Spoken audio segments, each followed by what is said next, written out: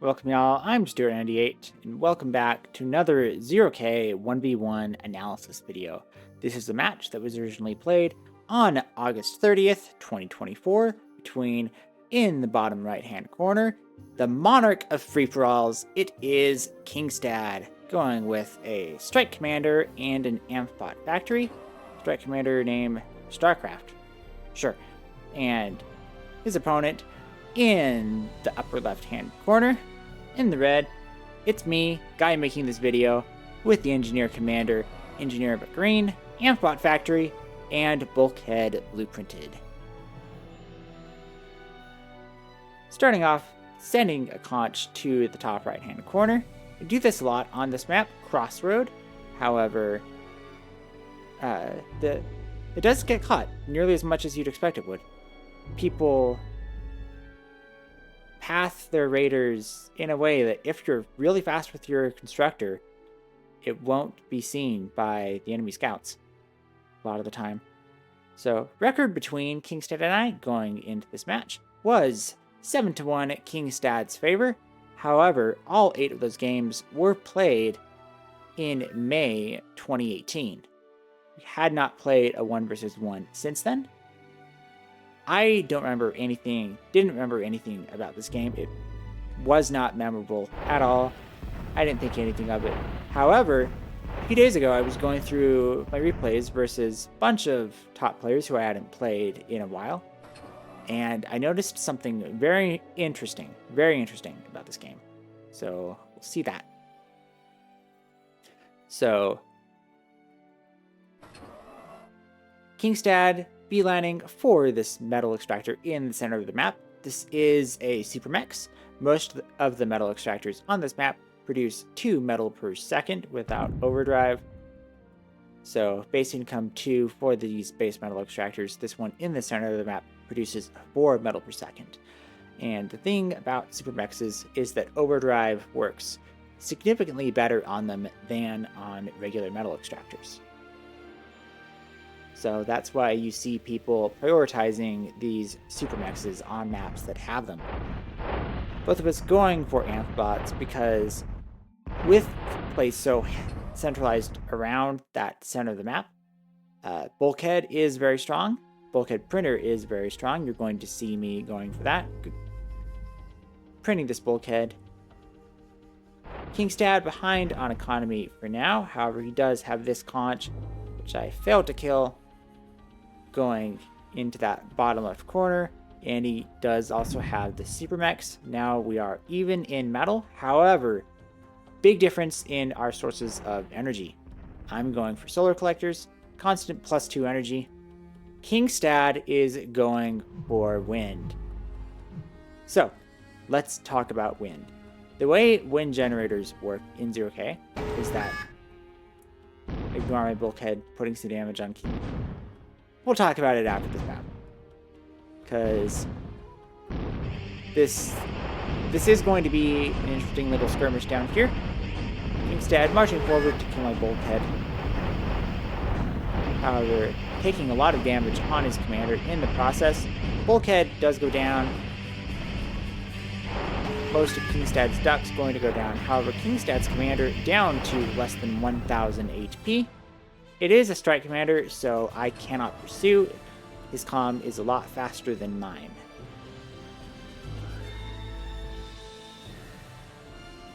So, wind. The way wind works is that when you place a wind generator, if you place it up here, you can see that 0.4 value. That is the minimum amount the wind generator will make when there's 0 wind speed. On this ground, in our bases, that minimum is 0. So the way wind works is that it operates in a cycle. Every 22 seconds, the game will randomly choose a number, and between 0 and 1, and it will make the minimum, it will basically make between the minimum value and 2.5 based on that random number that's chosen every 22 seconds And then after those 22 seconds, it takes 10 seconds to get to the new number. So, wind generators are more efficient than solar generators, even with zero wind. But with a huge caveat. When that wind, with that zero wind floor, that zero minimum, when the wind goes down to that minimum value, these wind generators aren't going to be producing anything. And that means that there's going to be a massive energy stall. So 5 minutes into this game, Kingstad has already accessed 382 metal from from the wind generators not producing any energy. So Kingstad, 945 value in wind generators. Me, 1190 value in solar generators. When the wind cycle is good, Kingstad's going to be making a lot more energy than me. Another thing, so I'm going for blueprinted bulkheads, making bulkheads with my commander. Kingstad going for just making them with the factory because he went for a strike commander rather than an engineer commander. His commander barely surviving in that battle, however, mine going down to his bulkheads and then finished off by a duck. This is a huge advantage for Kingstad. However, right as that happens, the wind value goes down to 0, and it's going to stay 0 for 22 seconds. 22 seconds for 0 wind. Kingstad now making a fusion. However, he's only able to produce he's only able to use 8.5 metal of his 44 metal income at this time. I'm going for some buoys. He's very slowly making this fusion. Wind cycle has changed. Wind generators now going all the way up to plus 2.2. So there are players who really focus on wind generators instead of solars. However, if you're going to do that, you need to make storages so that when you get in that awful part of the wind cycle, you can still not be accessing all of that metal. Look at 2.6k accessed from Kingstad just in that 22 second period, whereas wind generators weren't making anything. Well, most of that was in that 22 second period. There was the nearly 400 earlier. Kingstad, he also was using some of that energy to repair his commander.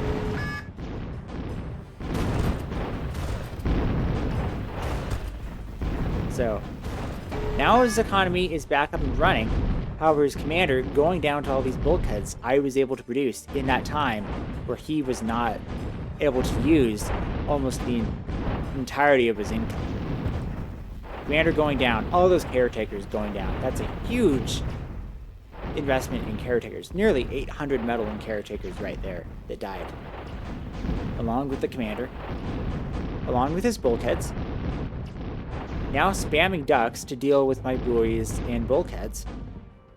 This was before the patch where they made bulkheads a bit worse against raiders.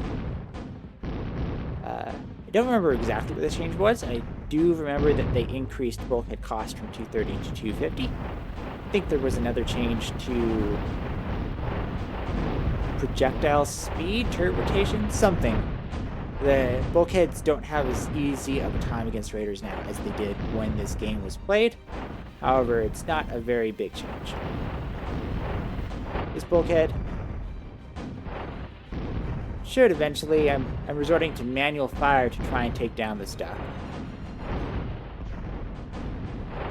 Now I've given up to go micro these ducks in this battle. Kingstad did get a limpet off, so all my ducks were slowed down, easily finished off by his ducks without too many losses. However, there's just not enough ducks here to get through 2 bulkheads and 2 buoys. Another group of bulkheads and buoys down south, failing to intercept this constructor. This bulkhead did finish off that duck and will now start munching on the this economy and these turrets. Kingstad going for some buoys of his own.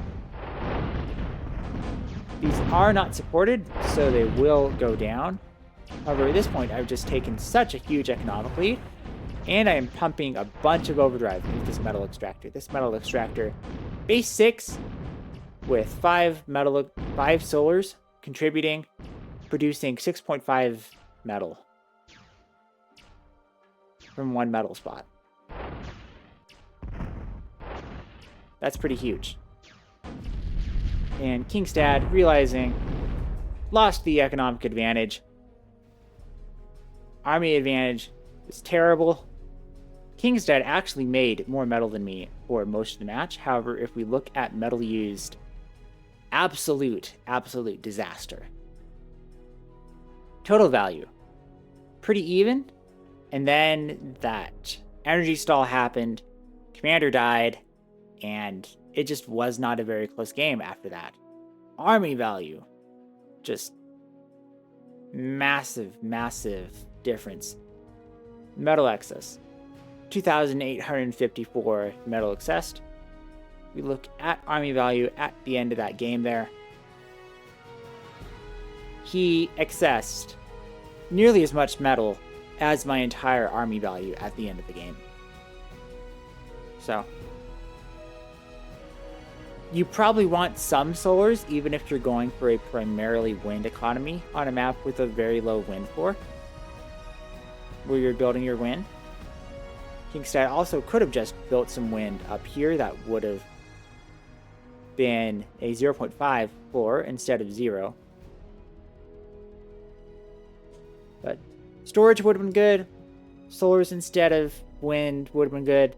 Just awful excess at the worst, or awful excess, awful energy stall at a critical point. Kingstad had that game in the bag. Had those wind generators been producing more wind, more energy, instead lost all ability to produce, lost the commander, and lost the game. Turned around real quick there, and real decisively. So, hope this was an informative and entertaining match. I'm Stuart98, and I'll see you next time.